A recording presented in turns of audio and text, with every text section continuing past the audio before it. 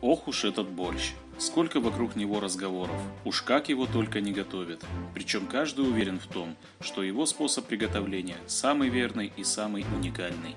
Поэтому я, пожалуй, присоединюсь ко всем любителям борща и готов поделиться своей практикой и его приготовления. Получится он такой, как у вас, или совсем другим? Посмотрим. Кусок говядины с костью ставим вариться примерно на 1,5 часа. Периодически будем снимать пену. Для аромата положим немного душистого перца горошком. Он придаст бульону особый аромат. Немного добавим соли. У меня, как всегда, есть гусиное сало. Думаю, оно в борще лишним не будет точно. Обжарим его хорошенько. Нарежем лук четверть или полукольцами. И обязательно обжарим его, чтобы он приобрел золотистый оттенок. На терке натрем немного моркови. Она придаст определенную сладость и цвет нашему супу. Соединим ее вместе с луком и также хорошенько ее обжарим. Не забываем про чеснок. У меня чеснок достаточно крупный, поэтому я взял всего один его зубчик. Если чеснок мелкий, то возьмите 3 или 4. Мелко нарежем его, так он быстрее раскроет свой аромат. Отправляем его в сковороду. Томатная паста или свежие помидоры. Для меня это не принципиально.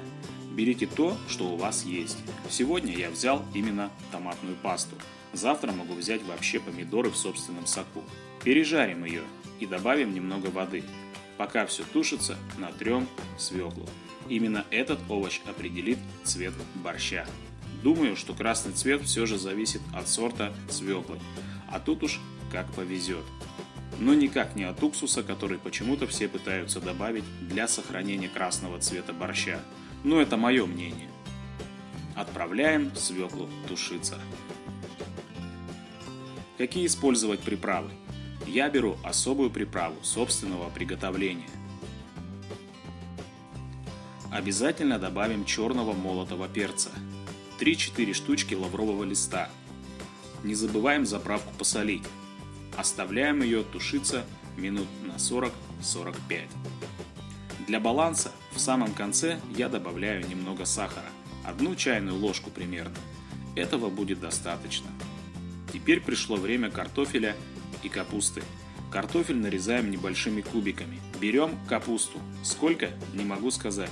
Я всегда готовлю на глаз, как говорится. Для удобства порежем ее сначала крупными кусками, а затем разделим на части. Так будет удобнее ее шинковать. Шинкуем ее соломкой. Постарайтесь только, чтобы соломка была тоненькой, а то капуста будет готовиться дольше всех. Тем временем говядина сварилась. Она стала очень и очень мягкой. Выложим ее и дадим ей хорошенько остыть. Пока мясо остывает, закидываем в бульон капусту и картофель.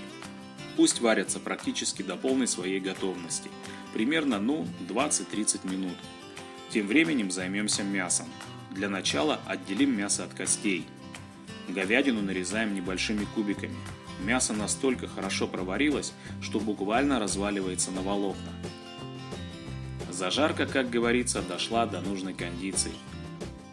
Уберем из нее лавровые листья. Они свое отработали. Саму же зажарку опускаем в бульон. После того, как мясо нарезали, опускаем его обратно в кастрюлю. Оставим борщ повариться еще минут 15, чтобы все его составляющие, если какие не доварились, дошли до полной готовности. Какая же главная составляющая борща? Конечно же, свиное сало. Оно настолько замерзло, что даже режется с трудом.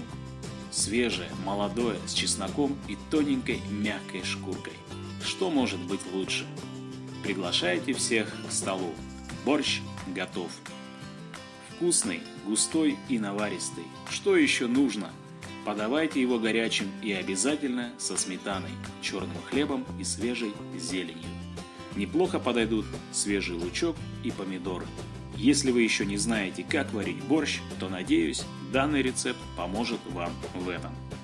Если вам понравился мой вариант борща, ставьте лайки и подписывайтесь на канал. До скорых встреч, друзья! Готовьте с удовольствием и приятного аппетита!